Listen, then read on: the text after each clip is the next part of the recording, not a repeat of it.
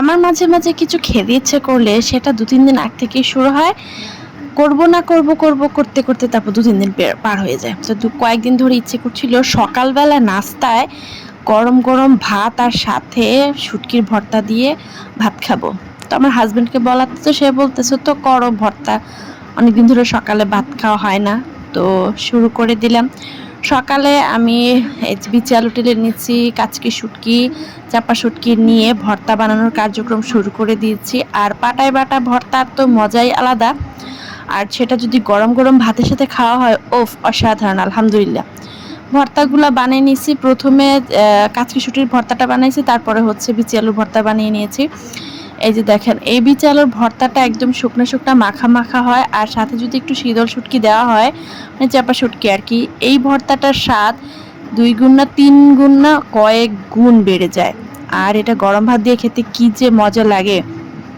এই যে দেখেন, আমি শুটকি, আমার কাছে চাপা শুটকি একটাই ছিল, না হলে আমি চাপা শুটকিরই লাল ভর্তা করতাম।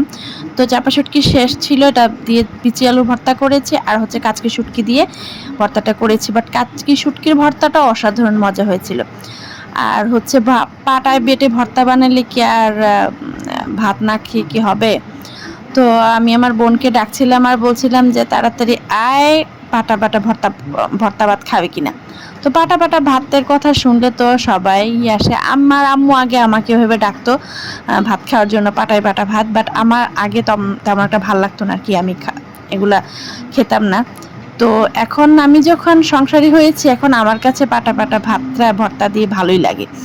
তো এই যে আমি এরকম, এটাকে কি বলেন আপনারা? আমরা বলি জরা পাকানো, ভাতের জরা। আপনারা কি বলেন? জরা করে আমার বোনকে দিচ্ছিলাম যে তুই খা, আর আমি হচ্ছে একদম গোগ্রাসে এই বড় বড় লোকমা দিয়ে খাচ্ছি। আর সবচেয়ে সমস্যা হচ্ছে, আমি যখন ভর্তা দিয়ে পাটায় বাটা ভাত খাই বিশেষ করে, তখন আমার সাথে সাথেই পানি লাগে, গলায় আটকে যায়। তো আমি তো ভর্তা দিয়ে, আমি আমার হাজব্যান্ড বোন আমরা ভর্তা দিয়ে খেয়ে ফেলবো, বাট আমার দেবর তো শুটকি খায় না, আর আমার ছেলেও খেতে পারবে না। সেজন্য ওরা চাচা ভাতিজের জন্য একটু আলু ভাজি করে নিয়েছি, সিদ্ধ করে পেঁয়াজ মরিচ আর রসুন ধনেপাতা দিয়ে ভেজে নিয়েছি, ডিম ভেজে দিয়েছি, ব্যাস। এখন পাটায় বাটা ভাত খেয়ে তো আর পুষায় নাই। এমনিতেও ডায়েটে থাকি, তো সপ্তাহে ১৫-২০ দিন পরে হঠাৎ করে মাঝে মাঝে এমন সব ক্রেভিং জাগে, মানে ইচ্ছে করে পেট ভরে কতগুলো ভাত খাই। ভাত যতই মানুষের হেলথের জন্য বেশি একটা ভালো না, বাট ভাতের প্রতি বাঙালির যেই দুর্বলতা, সেটা বলার অপেক্ষা রাখে না। আমিও সেম, ভাত আমার এত ভালো লাগে। তো আজকে এই যে ডিম ভুনাটা করছি, এই ডিম ভুনাটা করার জন্য অনেকদিন ধরে মাপছিলাম কবে করব কবে করব। তো যেদিন চিট করব ডায়েটে, পুরোপুরিভাবে ভেবেছিলাম সেদিনই করব, কারণ এই ডিম ভুনাটার মধ্যে তেল একটু বেশি না দিলে ডিম ভুনাটা খেতে ভালো লাগে না। আর এরকমভাবে করলে আমার দেবরটা আবার খায়, কারণ ও যখন সিদ্ধ করে ডিম ভুনা করে ও খেতে চায় না, ওর কাছে মনে হয় ডিমে কিছুই ঢুকেনি। তো এরকমভাবে ডিমটা ভুনা করে নিলে ওর কাছে খেতে ভালো লাগে। আমরা সচরাচর ডিম ভুনা সহজে তেমন খাওয়া হয় না, ডিম ভাজা, অমলেট বা ডিম সিদ্ধ করেই ঘরে খাওয়া হয়। তো মাঝে মাঝে একটু মন চায় না, তো এরকম করে ডিমটা একটু ঝোল ঝোল করে রেখেছি, ডিমটা ভুনা করে নিয়েছি। আর সকালবেলার কিন্তু ভর্তা একটু রয়ে গেছে, বিচি আলুর ভর্তা, কারণ বিচি আলুর ভর্তা অনেকটাই করেছিলাম। আমার প্ল্যান ছিল দুপুরবেলাও বিচি আলুর ভর্তা খাবো, কারণ সবজি সেদ্ধ করবো, তো সেজন্য। এই তো ধনেপাতা কাঁচামরিচে দিয়ে রান্না শেষ, এখন খাওয়ার পালা। তো কিছু বেগুনও ভেজে নিয়েছিলাম, যেটা স্কিপ হয়ে গেছে। তো সেদ্ধ সবজির মধ্যে ছিল কাঁকরোল, আর হচ্ছিল ঢেঁড়স, আর এখানে বেগুন ভেজে নিয়েছি, ছিল ভর্তা।